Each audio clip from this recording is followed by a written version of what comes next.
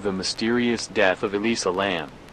In February of 2013, guests at the infamous Cecil Hotel in Los Angeles, California began to complain of low water pressure and funny-smelling, black water that tasted horrible coming from the pipes.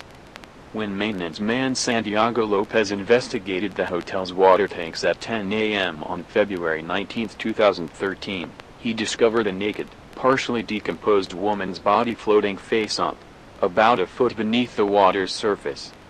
The body was identified as 21-year-old Canadian tourist Elisa Lam, who had been missing for 19 days. 5 days before her body was discovered, police released a disturbing security video from the hotel's elevator of Elisa Lam on the day of her disappearance.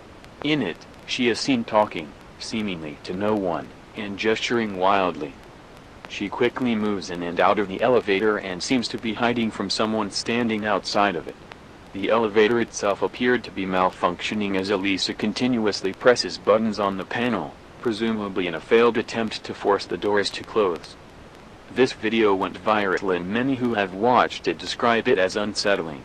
Several theories have popped up, some far more fantastical than others, in an attempt to explain her odd behavior. One interesting theory suggests she is playing the paranormal elevator game, which originated in Korea. In this game, a person attempts to travel to another dimension by way of an elevator.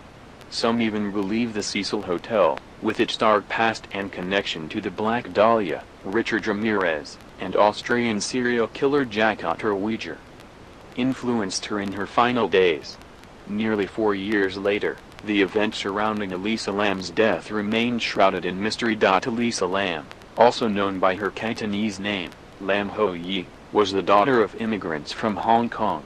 Her parents owned a restaurant in the suburbs of Vancouver, British Columbia, Canada, where Elisa was born and raised. She had been attending the University of British Columbia but was not yet enrolled for the upcoming semester.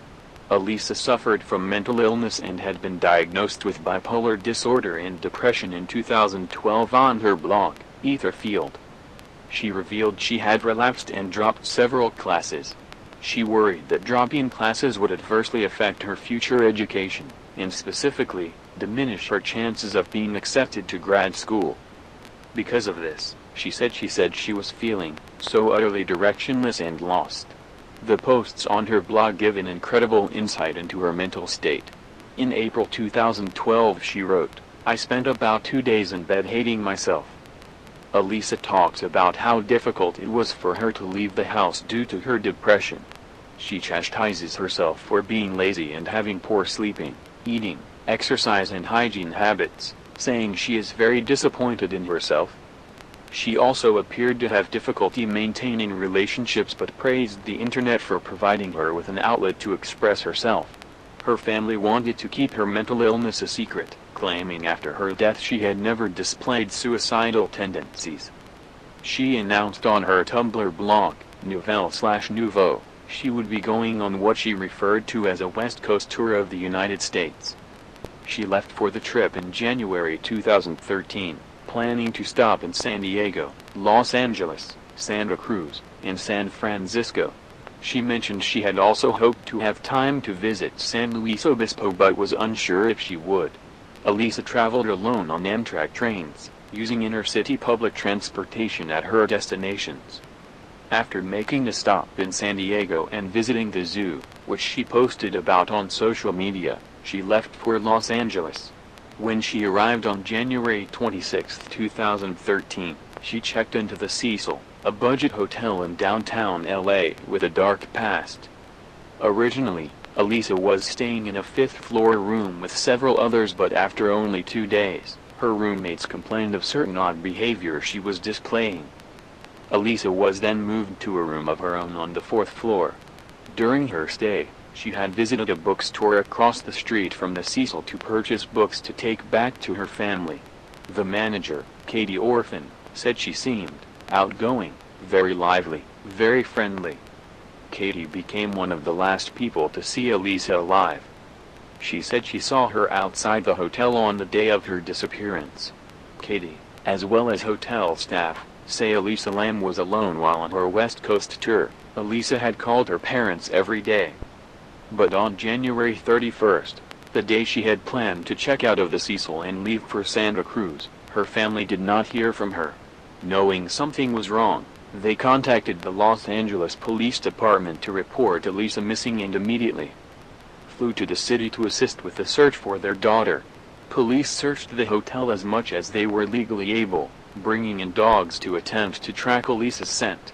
The dogs were even sent up to the roof where the water tanks were located, but they found no trace of her. Most of Elisa's personal belongings, including her watch, hotel key and the clothing she was wearing in the mysterious elevator video, which were coated in sand-like particulate, were found floating next to her body in the hotel's water tank. However, her cell phone was never recovered. Some found it bizarre that after her death, her Tumblr account continued to be updated. While it is entirely possible Elisa used the automated publishing feature and had posts scheduled in the queue, some believe the posts were made by whoever was in possession of her cell phone, someone who might be responsible for her death. Unfortunately, the investigation into her death was tragically inadequate. Although there were no visible signs of physical trauma or sexual assault, investigators did a rape kit on Elisa Lam's body. The results were never analyzed.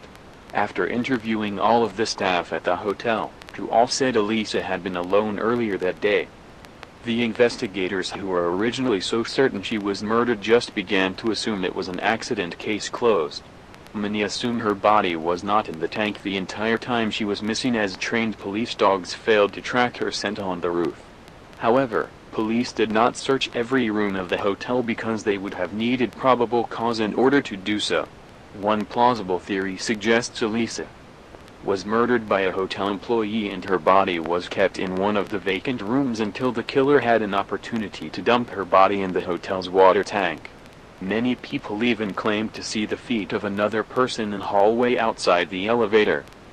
They theorize she is actually interacting with an unseen person in the bizarre video, most likely a member of the staff who understood what could and could not be seen on the security camera. While this is a great theory, as a person who has intently watched the video numerous times, I have not seen the mystery feet. While investigators interviewed the hotel's staff, they did not question longtime residents of the Cecil. One long-term resident stated that following Elisa Lam's disappearance, there was flooding in an upper-level room of the hotel. Another resident who lived on the third floor of the hotel at the time said that on the last night Elisa was seen, he heard a loud thump, as if something heavy had fallen, come from the fourth floor where Elisa's room was located. Unfortunately, police never looked into these leads. Despite the shoddy investigation, it is entirely possible, even probable, that Elisa Lam's death was an accidental drowning, with her bipolar disorder as a significant factor, as her autopsy states. Many believed it would have been impossible for her to access the water tanks on her own, but recently, that belief has been disproven.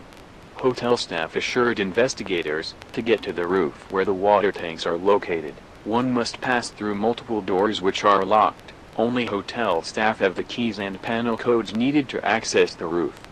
These doors are rigged with an alarm system, and any attempt to open them by force would have triggered it.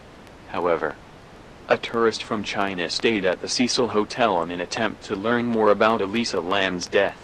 He was able to access the roof with no trouble, no locked doors, no alarms triggering, and no security guards trying to stop him. Other rumors have stated there is no way to access the top of the tanks without a ladder. There is. The lids are incredibly heavy, they're thin, hinged sheet metal, and would have been impossible for her to replace once inside the tank. The lid was found to be open when her body was discovered. Some wonder, even if she had managed to make her way into the tank, how could she drown in a tank containing only 3 feet, less than 1 meter, of water? The infamous elevator video may have spawned multiple false theories, but her behavior in it is the most solid piece of evidence to have come out of this mystery. Originally, many believed her bizarre behavior in the elevator video was due to drug use. Although the toxicology report was limited as examiners were unable to do blood work, it found she had not recently consumed alcohol, nor had she taken any recreational drugs. In her system at the time of her death was Wellbutrin, antidepressant, Effexor, antidepressant, Lamictal, mood stabilizer, Seroquel, antipsychotic, and Dexedrine, stimulant, medications which were prescribed to manage her depression and bipolar disorder. Additionally, she had taken over-the-counter Sinutab and Advil. The levels of the medications found in her toxicology report indicate that although Elisa had taken at least one antidepressant that day, she had not taken the second, nor had she taken her mood stabilizer. It also showed she had not taken her antipsychotic medication for several days, perhaps weeks, before her death. For patients with bipolar disorder, there is a strong risk of having a manic episode when taking antidepressants alone, as opposed to in conjunction with an antipsychotic.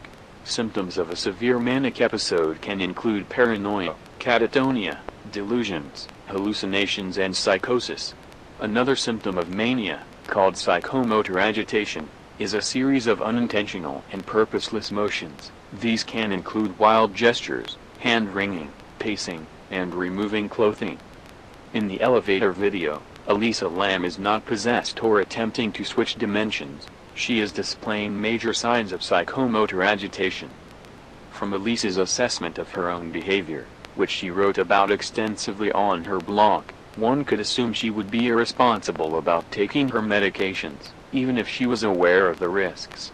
A manic episode due to lack of self-care could also explain the certain odd behaviors her roommates at the Cecil complained of. It would also explain why she was discovered nude, and how she managed to drown in shallow water.